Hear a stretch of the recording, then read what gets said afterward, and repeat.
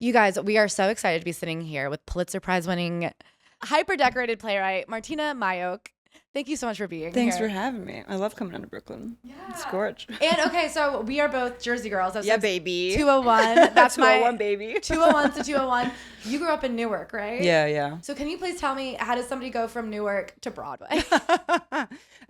It's really when you're so close to the end of the path train. You Yes. can I was see, gonna like, say it's you the know, path. It's the path. You're like, but I didn't see theater for. I grew up in Newark, Harrison Kearney, so like all the just all that area. I didn't see theater until I was like 17, 18 years old, and it was totally on a whim. My mom and I were both immigrants to the country. She would clean houses and work in factories, and one day she came home from cleaning house, and whenever she would clean houses, she would bring home like pamphlets and magazines and stuff that people were going to throw away. Then she would bring them home for me and my sister because she figured like this is free reading material. So she brings home this pamphlet for something called Cabaret, and she didn't know what it was, and I didn't know what it was, but John Stamos was in it. So she was like, she left it in my room, and she was like, Uncle Jesse's in New York. I'm just leaving this here for you. And like little latchkey kid me, I worked a number of part-time jobs in high school, one of which was hustling pool at a pool hall called Guys and Dolls. That's a on part-time the job. Belleville Turnpike, correct. Okay, I love that it's Guys and Dolls. So you were Yes. always meant to be near Broadway. But I didn't fucking know the reference, yeah. So like so I won $45 playing pool. Can I just back up? So when you say you were working a part-time job, hustling. Like I like worked as a I worked as a clocking in? hostess at like a Thai restaurant. I worked as a hostess I there went was railroad jobs. multiple streams of income. But like the other, yes, like the like side hustle was I would like play like $5 a game, and I like made like $45. And How did you so- get so good? Just practice? Yeah, just like the desperate need to win. But who even? Do you still play? Do you have $5 you want to find out? No, I literally don't know how to hold the cue. That's just stealing. No, I just like I don't know. I'm just I won a few games, and the cheapest tickets turned out to be $45 for this thing called Cabaret. Can I say, when would this have been? Like, Oh, like early 2000s. yeah, so like 20 years ago. I feel like $45 tickets. Yeah, That's, like, it was not fucking cheap. no. But that was now they're like they're hundos, which is a whole Yeah. other thing that makes me so sad about this industry that I'm in. Yeah, the It's like- accessibility of it. Inaccessibility, yeah. Especially for the stories that I write. How old were you when you came to the US? I was 5. Okay. Although I like to I'm more like delete because I like never like saying how old I am, because people then are like, They can do the math. you could no, it's that, oh, you are this now. You are either American, or you are an immigrant, or you are like I I feel like by saying a number, people then all of a sudden decide who I am. And so I just end up saying young because yeah. And what are you trying to protect? Which do you feel more protective of your immigrant identity, of your American upbringing? I think my autonomy to decide on my own, like more so than like any one thing. I feel more attached to being an immigrant in northern Jersey than like particularly being a Polish immigrant or because I grew up in like a multicultural, many immigrant families. Like the whatever the language was that your mother spoke, that was like the country you lived in at home, and you walked out the door and you were in like America. You spoke English, and I felt like I could bond over so many things with people that looked and sounded very dissimilar to me, and that was more unifying than necessarily being Polish. So I felt like, and I feel tied to being an immigrant in America. But people say, oh, you're 5 when you come over, or how 14, then you're an immigrant, or you have to be an adult. I feel like it's denying a part of who I feel tied to like give that up to somebody else to decide, I guess. That's so interesting, because I also feel so, not to like skip too far ahead, but we saw your play Queens, and I feel like one of the running themes in that is sort of like the alienation when you have that like bullseye pursuit of American. Like what just like running right at it like leaves you kind of without that community. I feel like I didn't even like need to. I think it's such an American identity is such an American thing. Interesting. That we need to, because it's a country of largely immigrants, because there's the quote unquote history of the like beginning of the beginning of the pillaging, let's say, like is closer to most Americans, and so defining who they are when they have as close of a tie, probably, or closer of a tie to when their family came from a different country, as well as like like markers of other markers of identity, I think we're obsessed with it in a way. I never felt like, oh, I need to be American. I just wanted to be liked. Yeah. I think that there is like a danger, and like I think that there is like an American obsession with titles and like Yeah.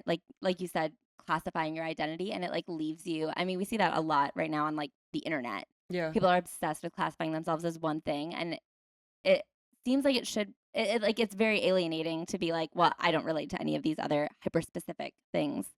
And as soon as you like, the nature of community is exclusion. Hmm. Like, for a community to exist, it means that some people are not a part of it. Yeah. That's fucked up. And more people are not a part of it than are in it. By Right. definition, it's a minority, even if that minority has power or not. And the more specific Yeah. you sort of get, like, there's so much, as with most things, like, there's like deep wells of beauty and also like ways that it's like destroyed people's lives.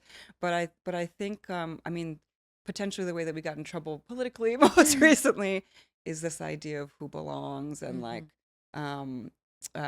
what belongs to whom and all that stuff, that I think like community can be so beautiful when it's helpful, when it's when resources are shared and people are working together. But oftentimes, like, to be the status aspect of community naturally means that some people can't be a part of it, and that's been bad. Yeah. Especially right now in this exact day. Yeah. So you're 17. You're Yes. following your love of Uncle Jesse and his hair to the theater. You see Cabaret, and what happens? It was the most moving fucking thing to be in a theater that was about a story that didn't compromise what it was about while still being generous. It was dark and like sexy and body and all these fucking things. And I grew up with a lot of like immigration issues, domestic violence issues. We grew up really working class, low income. I've like lived in, I've like spent time in women's shelters. Like, and I was like, well, certainly people don't want to hear about this sort of stuff. And when I watched Cabaret, I was like, oh, actually, there is space to tell these types of stories generously where people feel invited. And literally the first song is welcome in multiple languages. It was perfect. And I was just so moved by that idea of there can be something that's generous in storytelling, that is about difficult subject matter, and just being in a room where people are filling it with their like intense humanness, like the sound of singing in a like reverberating through a room that's like done for you. That was fucking wild to me. I wanted so desperately to be able to be a part of that kind of like generous giving back, after that experience. Then I went to college at University of Chicago on scholarship. Didn't know what the fuck I was doing. Got to like, I was like, I think I'll join the theater. I'd never done theater before. I showed up at the like orientation table, and there were all of these like theater kids who'd like gone to theater camp, and I was like, there's fucking theater camp? So were you there were you looking to be a playwright, or were you looking to get your foot in the door in any way? Or are you I trying to be didn't an know. actress? You just showed up to say like, I want to be in the room. I want to be involved in this like beautiful act of like life giving. And I guess like, so I just assumed like I would try as an actor because that was like the gateway drug to most people for theater. They're like, I don't know. I thought like playwrights stopped writing once like television was invented. I was like, we're done, right? We've got better means. So I landed at that table, and I felt like so outside of that world, and I stayed away for about a year because I thought they like smell a rat. And then finally I like kept gravitating toward plays in the library and decided like, fuck it, maybe I'll just audition. And I got into a play, loved this like act of the little family that you create when you're working on something. You're obsessed about the same thing together with the same group of people in the most intense way. When people say they're going to show up, they do. There's accountability. You're creating, and then like you have this intense emotional experience, and then you say goodbye. It's so fucking gorgeous. For like a latchkey kid who grew up with a lot of instability, it was like a beautiful, beautiful home. And I started wanting to write my own stories, largely because I was trying to understand some of the things that happened to me, and to like embody people who'd hurt me, to understand, like, have a wider breadth of what humanity is capable of, and whys behind things. And ultimately, you never fucking know the whys, but you spend some time with what may have been, and how I find myself in a lot of the people that like have hurt me, and I can help understand that. It sounds like really fucking sad. No, it sounds beautiful. No, it like sounds- it feels like you were using art to truly like open and find with like a compassionate curiosity, and not necessarily I feel like, here's my story, but also like what is our story? And I'm so curious. So we just saw Queens, which is incredible, but it's closing right this week. Yeah. It's at the end of its run. And you wrote this in 2016. I started writing it, in And 2016. I know it was staged first in 2018. Mm-hmm. What brought it back? What was the revival experience or the journey there? I'd say I call it a new play because I cut like an hour and a half from it. I cut 4 characters. Oh my gosh. I definitely not a revival to me. It was I felt like I let those characters down. I never quite found the play. It kept expanding and expanding in a way that like I feel like most plays like propulsively expand. They're moving forward, and this one kept like kind of like laterally expanding. The stories kept getting fuller and fuller. I was getting more in love with the characters and their stories. And when you have a play about a group of immigrant women from various places, you have to I found that I have to choose one to like center the story around, but that felt like doing a violence was to have to choose one. It was what I ultimately had to do to make it a better story, but when I first started writing it felt too painful to like choose one, and I tried to fill it out with too many people and just kept growing and growing and growing. By the time we started rehearsal I was like, oh fuck, I'm not done. I'll just have to end it somehow, and it didn't quite, like, it didn't gestate for long enough. I didn't like find the form. Then it haunted me for years over the pandemic. I like couldn't write a new play. Everything I tried to write that was new was a return to that. It was like some character that was from that or like something similar. And I thought I wasn't ever going to write a play again. And a friend of mine was like, why don't we do a reading of this play? And I was like, no, there's ghosts. Like, I don't want to. And she was like, just fucking stop being a baby. And like, we met in Brooklyn. And it was like a thunderstorm, like seance of a reading around like there was like wine and cats, and we just like read the play. And I was like, oh, I love these women. I've let them down. I want to like try to figure out how to tell their stories in a full way so that the play can kind of go on. I hadn't published it. And so for a year I returned to it and just tried to find the singular story to have the other ones weave into it. And try to figure out what the play was trying to tell me about myself that I needed to hear then and now. Well, and I saw an LA critic called it like unsentimental almost. And I thought it was such a powerful look at immigrant women in a way that we don't normally see, which is like human and not so often the stories I feel can be very like saccharine and like these heroes who are fighting, which is some of the story. It is very like courageous and brave to come to a new country and eke it out and struggle on behalf of your children. But this story really reckoned with what about when you're doing it for yourself, and like what does it really mean to be ambitious like that, and like what are the costs of sacrifice. And your main character, and without giving it too much away, is a really fully formed person with highs and lows. And I would love to hear, like, do you see the character first? Do you see the theme first? Or like, what is it about this play that you felt needed to be said that hadn't been said yet? I love what you said about like being the types of immigrant stories that I feel like get prioritized. And yeah, they're like the narratives that I grew up with were like a tertiary janitor would like come sweeping into a narrative and like offer some sage wisdom to like somebody who had money, and then they like sweep the fuck out of that narrative and be like, and then they'd be like, wise sage, and like you'd never fucking hear from them again. And they were often, their language was like the butt of a joke, and that made me so sad. It was like I grew up with English as a second language all over, with quote unquote broken English, which to me is fucking gorgeous poetry. Mm-hmm.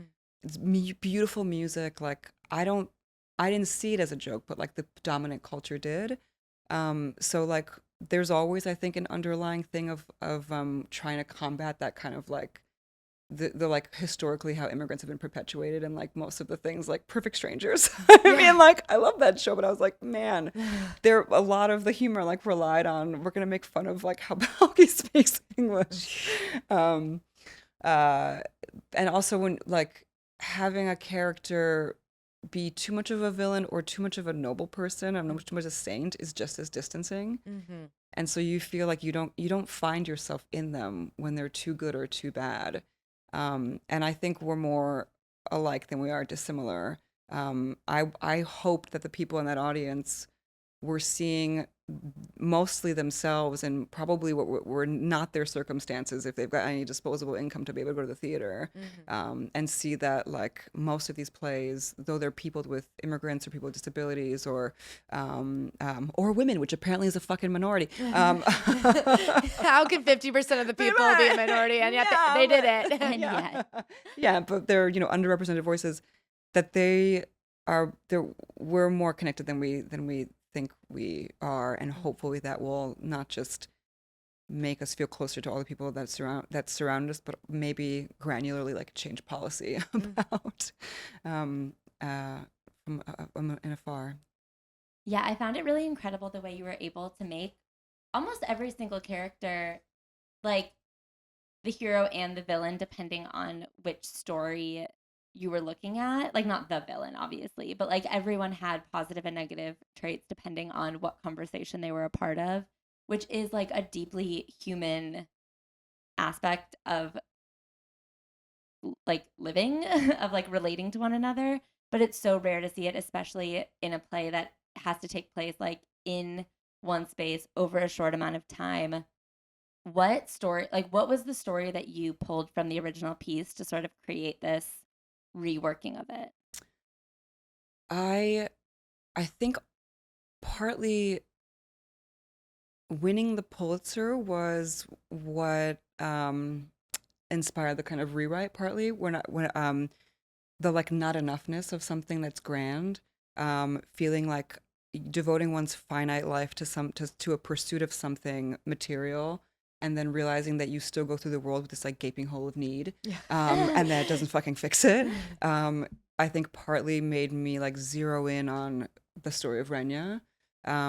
She'd always sort of had this meltdown by humiliation of her life's efforts, and having to confront like how empty sort of they or rather like not how empty, but that they didn't fix it. It didn't fix it. It didn't give her the sense of worth that she was hunting for to the extent of like doing damage, which I think is in a sense like at the core of what I guess the American dream and the American pursuit is. Like, it's beautiful to want to like get more and do better and be smarter and like improve and expand.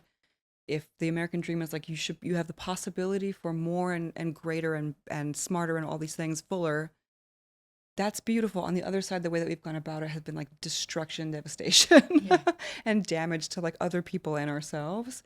And I think that's I think I was following that to also be like pot to kettle.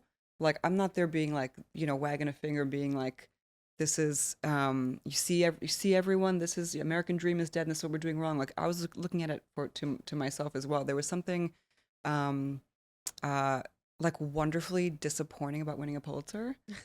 It was like, listen, 5 out of 5, like highly recommend. I mean, it's always better to know from having had.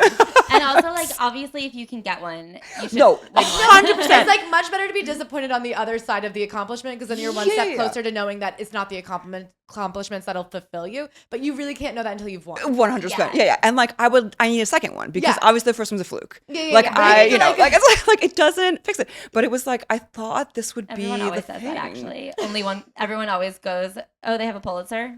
Only one? Yeah. Okay. Yes. Yeah. So just that's one. Not really that was just like a rough year. That was like a sad, like thin year for plays. Like also if like Hamilton was that year, I wouldn't have a fucking Pulitzer. It's just like the luck of the fucking, like what's in the season, self-worth. I'm spiraling in my I guess, I don't know. Ashley, you really shouldn't have made that joke. No, it's true. I think about it all the time. You're like, this is my inner monologue. It's not a joke. She was joking. Take it back. I was kidding. No, but that's what I listen to. It's the sound of my own brain. I don't think Hamilton would have beat you. I mean, listen, yeah, probably, but like, it's a very different view of America, Hamilton. Oh my God. It's I've it's actually gorgeous. Can I say I've had a long-standing conspiracy theory that Hamilton was paid for by the banks because it came out after the 2008 crisis, and then suddenly we're like, you know who's the unsung hero of America? Incredible. The guy who made the banks, who nobody knows about except for that he's on money. Incredible. You're telling me there's not genuinely invisible women in the, like, this idea that the only person you don't know enough about is the guy on money? No, there's real people who we genuinely don't know about. Oh, sorry. Yeah, no. But it's a rags to riches like success story, which I think like the culture loves. And also, like, what a nice way to forget about racism because we fixed it with these 10 characters. Listen, I mean, it's a great fucking piece of art. Like, sorry. No. I mean, it's fucking hard. It's actually like miraculous to be able to like. What I know of like Lin-Manuel's process like is like he made something he loved. Yeah. And the culture loved it, and that's like the fucking dream. And the way those songs do persist. Yeah, they persist. They're fucking great. But like to be able to make something that the culture like resonates with the culture, and also like it like receives and it's on your level of like authenticity. Fucking dreamy. Yeah. Like my view of America is like more I've seen so many people who should have achieved their like highest of heights, and for like the smallest of fucking breaks in their lives, like have not been able to. And I think I'm just drawn to like looking at that and being like, this is fucked up, yeah? But how do you feel about, I mean, in many ways, not in many ways, in almost all the ways, you have achieved the American dream, I think, right? What has it cost me? I mean, like, do you, I almost don't know how to phrase the question because I feel like I don't, but like, this play is so much about a woman who has given up everything. Is that how you feel? Do you feel reflected in that? Or do you feel in your plays you also see, like, where in your plays do you see the other side? Do you think it's fully, do you have one specific perspective in this play? Or do you see the other characters fleshing it on the other side? Because I will say, it's hard to walk away and go, well, this country worked. But the truth is, like, so many people would look at you as someone who came here and, like, got this incredible education and was so smart and like was recognized for your intelligence and your grit and your work and was rewarded with like one of the highest prizes. And I guess you're here to say it turns out. I think the fact that there's so few is telling. Like, and thank you for the kindness. But I've seen, like, I grew up with a lot of undocumented friends who like had better grades than me, or just as good, worked their fucking asses off and could not get financial aid to go to college. And that is deeply unfair to me. Like, that's devastating to me that like there was a sort of pause on their lives, and that's or like one physical break and your body, you can't afford the healthcare that you need. One of the reasons why I came to the country was I was affected by Chernobyl as a kid. All my baby teeth turned black and disintegrated. And when they grew back, they were, these are not my teeth. I mean, they're mine now, I bought them. But like, you like my teeth? Thanks. Just bought them. One hundo. Like we came to the country to like, for LOL healthcare. But, like you put that joke in. Yeah, I know. It was the biggest fucking laugh line. It was shocking. And then I was like, actually, no, it shouldn't. It's not shocking. I used to do a joke about how 90 Day Fiancé is actually the show Catfish, but the catfish is life in America. 100. Yeah. You're like, it's all Hunger Games. It's all Hunger Games or 90 Day Fiancé. And you are like, it's the fact that there's one person a year that wins the lottery is bad. Yeah.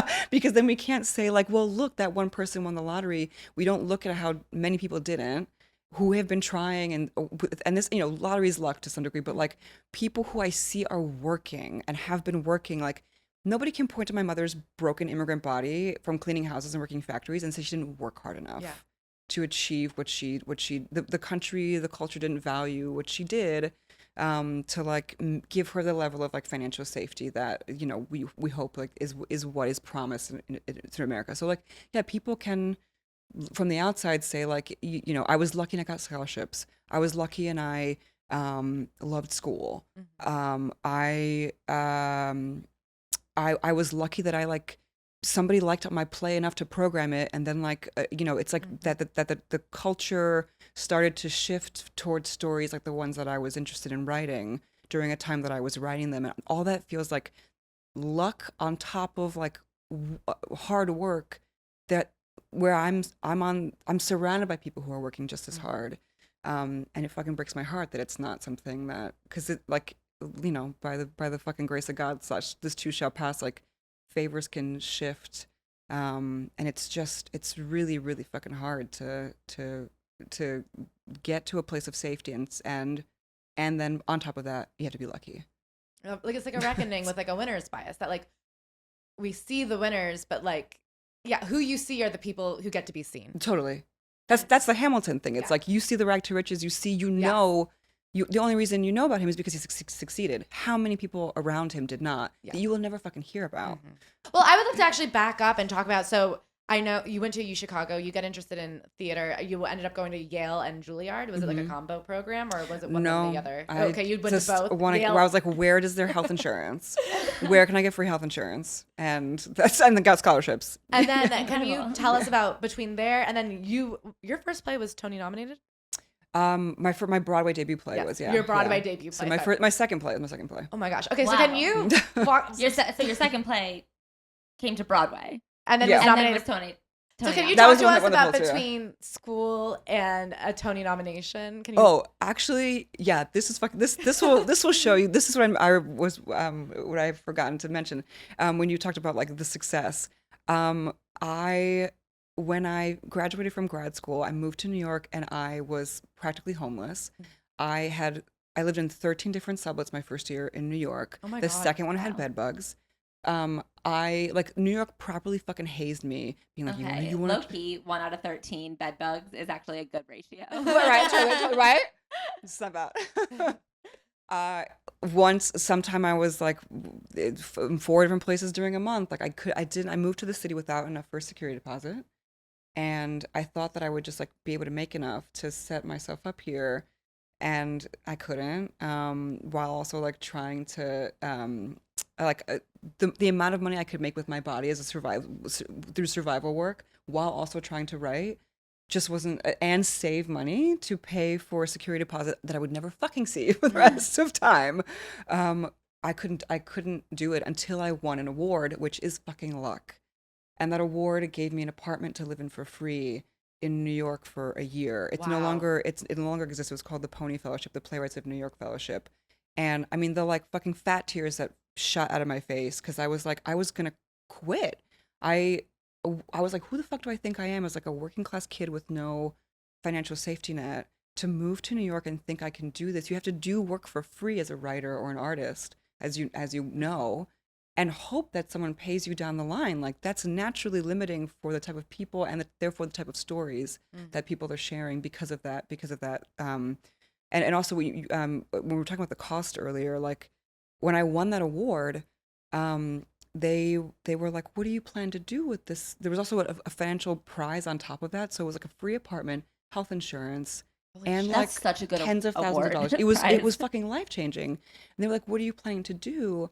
And I burst into tears and I said, I'm going to go home, because I hadn't been home for like a decade. I hadn't been to Poland. I hadn't seen family. When somebody who was really close to me in my life had passed away and I couldn't afford to, like, surprisingly, and I couldn't afford to go to his funeral. And I realized, and then I confronted that I had like eroded my relationships with my family, because in choosing to be an artist, when I had a finite, limited amount of resources, they went to keeping my life alive and trying to be an artist instead of going to see my family.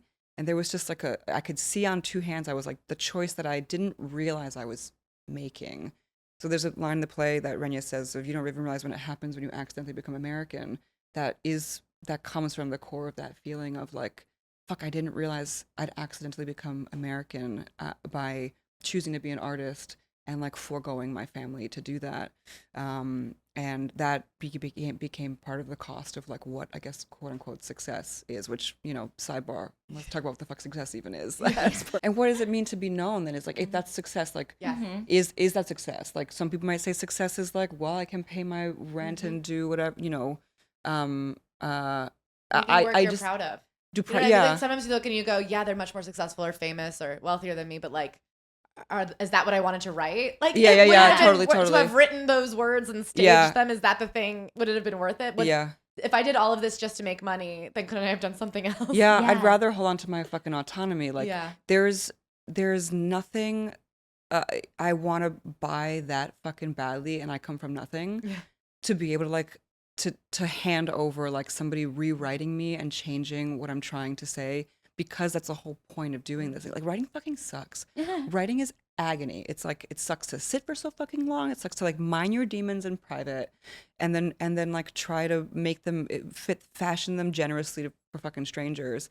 But I do it so that I can feel less alone and collaborate with other people, and we can make something that ultimately like makes us all helps us all fucking figure out how to move through the rest of the world and more fully. But like to go through the process of writing, like we were just talking about like the cost of furniture earlier, and I was like, is it to buy a fucking $5,000 couch? Like, is that it? I don't know. If my name is on something, if my name is on that narrative about the janitor sweeping in with the fucking funny accent that's made fun of, to then like offer sage advice and then like sweep out, I'm like, that is not success for me, no matter how nice my house is. So I have to ask, I know we met you at the Gotham Awards last week where you were there nominated for a film. You had adapted and it's your first, was this your first screenplay? Ever. Yes. Yeah. Can you talk to us about the transition to film? And I just saw oh my God, I also want to hear about the Gatsby. Oh yeah. Play. But I want to hear, can you talk to us about the transition to film and what that experience has kind of been like for you and what you're looking forward to? And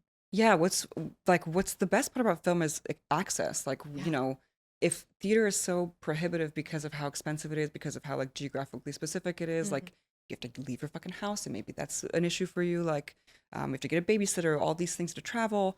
I love knowing that I can like send a link to a movie to my family in Poland or to my like friends who are nursing in New Jersey and like can't, you know, leave the house. That especially because a lot of the stories that I write are about people who can't afford to go to the theater. So that's fucking dreamy, and I've always wanted to do film for that reason. And film is how I learned English. Plays happened later. But with screenwriting, like you don't have the final say.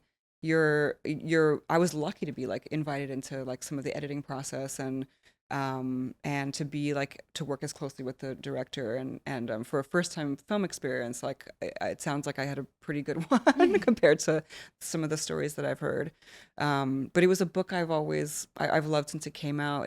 It's a very unsentimental love story set in Queens with an undocumented immigrant at the center of the story, and I like fought to be considered. I didn't have to fight really hard, but you went to that. It was already, you know, as most novels, you know, that come like it was already optioned, and then like it changed hands, and finally once like it was up for grabs, I just had an interview with the director, and we were like going down, you know, off we went. And I'm writing another film, an adaptation of Audition by Katie Kitamura. You're writing that? Is me. We just interviewed Katie. Oh, fucking wild. Last Yeah. week. We shit. love. Oh my God. Oh my So God. fucking girl. We did audition for our book club Oh, a couple fuck weeks yeah. ago, and we talked to Katie, and Yeah. we were obsessed with her. We Yeah, loved she's that. fucking And I'm Right. obsessed with Charles Melton, and I'm obsessed Yes. with Lucy Liu. Yeah. Wait, Me. Wow. And me and Lulu Wang, we're co-writing together. Oh my God. Yeah. Congratulations. Thanks. That's huge. I loved that book. And especially with, the through line between the theater and Yeah.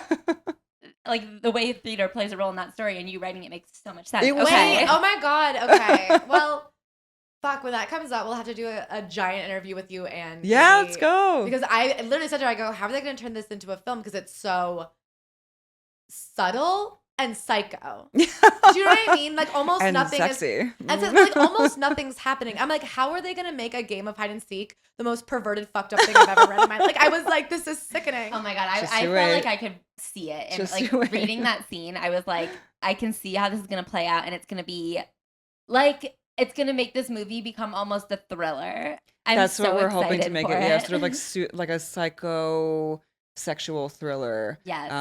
With like tenderness and beauty and surprise and subversion and a singular narrative, not the kind of. Oh my God, I'm like chomping. I wish I could time travel. I want to see it. Oh my God. Thanks, Okay. guys. Yeah. Wow. Okay. Yeah. Crazy. Yeah. I had other questions, but then I got so derailed by this. I'm so happy that you love the novel. I hope loved to it. like do you all proud, and I hope that you I like trust this version of it. There's no one I trust more than you and Katie to make sure it.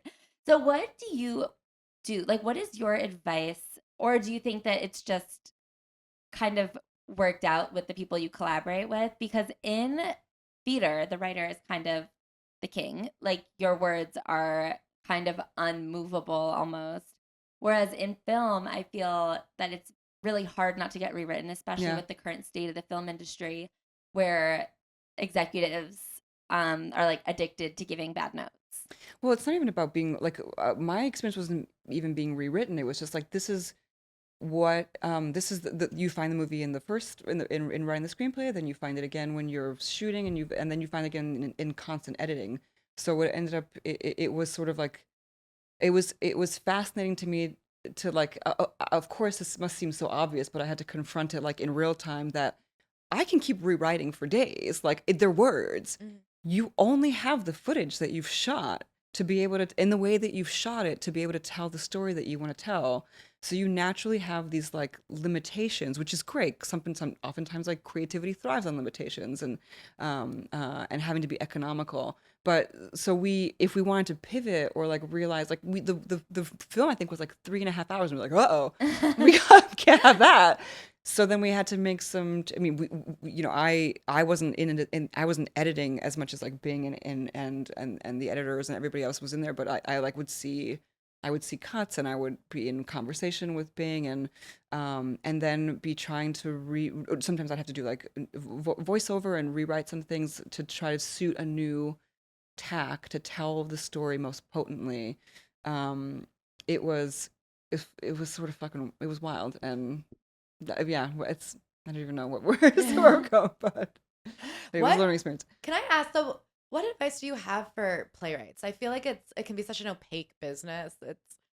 If someone came up to you today being like, you have my dream career, what advice would you give them? Hold on to the things that only you feel you understand, the things that you feel lonely in, the things that embarrass you, the things that keep you up at night. I guarantee there are many, many fucking people who feel the same, and they're not sharing those things in like the most honest way and most honest, generous way possible will probably be what ends up being your superpower, and why people will continue to come to you. Like we write to feel heard in a way that we are not heard anywhere else in life. You keep like gnawing and scratching at something because you can't just say in a sentence or in an email or in a conversation. You need to figure it out, like with actors and with time and with audiences responding to it, that there's something, if you're compelled to write, there's something that trust that thing that is gnawing at you, and give it patience and give it care and give it love, and remember who you're doing it for.